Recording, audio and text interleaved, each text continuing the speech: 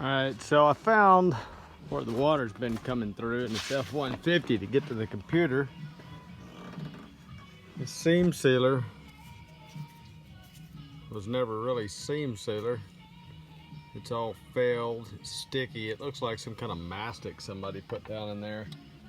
But, so this is all rusty and I'm gonna have to clean this out. So, that goes down to a drain under the truck. And if you don't, number one, if this is not sealed, you got water behind your firewall and your floorboard. Number two, it drains out down the bottom of these trucks.